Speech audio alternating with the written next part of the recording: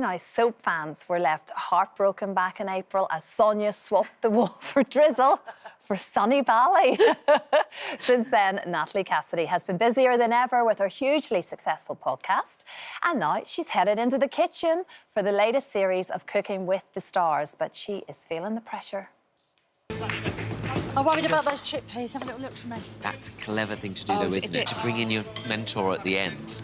To just do all the finishing touches. Yeah. Lime juice in the chickpeas, I'll get that. Yeah. He's on there to taste. He's going to get all the balance now, yeah. Can you taste this for me? Tiny bit of salt. Tony, out now! 2 minutes up! Tony! The rice, remember the rice? Oh, my gosh, Natalie. It's bringing it all back, isn't it? But this is the show you really wanted to do. You were desperate to do, like, a cooking show. Very much so. I love cooking. And I've always wanted to do something. So when it came up, I jumped at the chance. Yeah. So when we say cooking, so you cook at home? Yeah, I do. You've got your kind of staple dishes. What would they be? Like, are we adventurous at all? No, not massively. It's your roast dinner, you do your shepherd's pie, your toad in the hole, you know. So being paired with Tony was absolutely amazing. I cannot tell you the fun we've had. We just got on like a house on fire. From the minute I saw him, I thought, we are going to have such a laugh. And to learn all about Indian food, and he was just amazing, building spices and pastes and, you know, just amazing learning experience. That's kind of what cooking is, isn't it? It is that confidence and not being frightened to make mistakes, obviously, but when you've got someone like Tony alongside you who's teaching you all the time, it's quite a privilege, really. The whole thing was amazing. Everyone was fantastic. We had such a lovely time, and Jack and Kelly and Jess and all of them, you know, they were so fun. But the cooking for me, it was the chefs. I get very starstruck because I love food. And I know a lot of chefs. I'm a bit of a geek when it comes to restaurants and chefs. And so to be surrounded by Jack Stein and Elliot Grover and all these amazing people, as well as Tony, to sit and talk to them about food was just, yeah, I felt like a competition winner. Well, as much as it can be a relaxing pastime to cook at home, to do it in a studio like that, when there is pressure, you're being judged by these said chefs. How did it feel when you're actually in the moment? It was absolutely petrifying, but in a wonderful way, because I'm in awe of them all. But to stand and they're eating your food, it was petrifying. The most petrifying thing. More than Strictly, I'd say. Really? Yeah. And we both know that. We've talked about that. But I was going to say, you haven't been ever frightened of pushing yourself out of that sort of comfort zone. You mentioned Strictly. The Masked Singer, for me, is another big, stressful one. A brilliant thing to do. But again, I mean, that was a big moment for you to do that. It was. Again, I think you have to push yourself there. That's all the family fighting out of his shoe.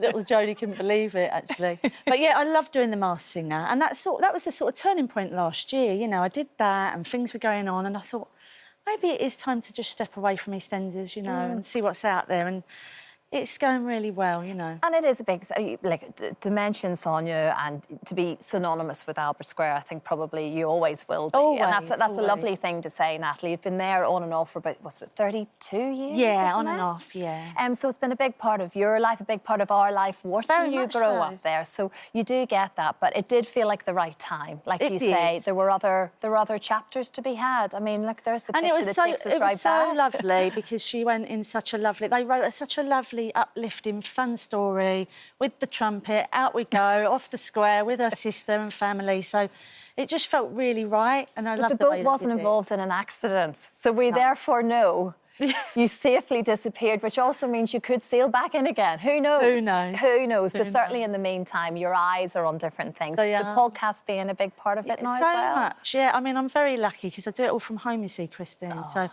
you know, and it's family members, my nieces, Mark, my brother, my sister-in-law, and then I have the odd guest on, you know. I kind of just do what I want. It's very freeing, and it's my little baby, so it just means a lot to me, and we've created a real community. I have a WhatsApp number, and I talk to all my listeners, and it just feels really special, you know. Yeah, and very, very, very different from having to learn scripts and being under that pressure. As you say, it's just all of a sudden it's very freeing. It's you quite can do what you're wanting to do. Of an evening to not have a pile of scripts and think, oh, I've got 12 scenes tomorrow. unless you're out of it, you don't realise it's such hard work being in the soap.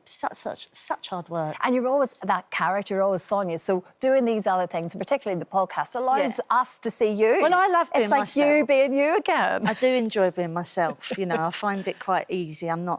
It's not nerve-wracking for me, you know. I've got nothing to hide. I am just who I am. Yeah. So I do like being me and having a natter. But now you have a little bit more time and obviously spend time with the family and everything else. Yeah. Is there a bucket list of things that you want to do now that you love to have done years ago, but obviously you were so tied up with so many things? Yeah. This is your chance to kind of, you know, step out. What is it? Oh, I don't know. You know, live shows, hopefully. Touring the podcast would be lovely. That's brilliant. People are loving that as well, aren't they? Well, yeah, and also that goes into then a live audience and possibly a few, you know, telling a few stories. I'm not saying stand up, because that would petrify me, because I'm not a comedian, but I love stand-up and I love comedy. So maybe sort of, you know, dipping my toe into that live audience and telling stories is something I really love. Yeah, your own cooking show, who knows? Who knows? Just how competitive did it get? Because I know Kelly Hoppen, I know she likes to win. Yeah, she was lovely, actually, Kelly. We had a great time. It's funny you do these shows, you know, and you meet all these people and you so wouldn't get on with them, would you? You'd never think that you'd be paired up and having a chat, but you meet such interesting characters and then you end up becoming friends. But I promise you, I'm not a competitive person. I mean that. People don't even want to play a board game with me. They don't want to be on my team because I'm like, oh, you win. But with this, I think because I love it so much and I just wanted to continue, I did get quite competitive. I understand that. And, of course, Jack Osbourne, who sadly, you know, we all know what's been going on with their family recently. He's such a gent. He's such a lovely man. Yeah, really that's exactly it. And I can see they're all there. It's just such a great mix. And I just love watching the process and the development. I think that's the biggest part with Cooking with Stars. I can't wait. Sunday night at 7 o'clock. No, but you've become a bit of a pro by the end. This isn't just putting things together. You're like a proper cook at the end of this. Well, yeah, depending on how far you get. Well, of course. I'm not giving anything away, obviously, but it's definitely worth a watch. It's so good to see you, Natalie. So I've loved having you here this morning. Cooking with the Stars, it starts this Sunday at 7 p.m. on ITV1 and ITVX. Good luck with the podcast. Thank you. Will you come back and tell us about the tour? Yeah, of course I will. Absolutely. Yeah? OK. I'll come on.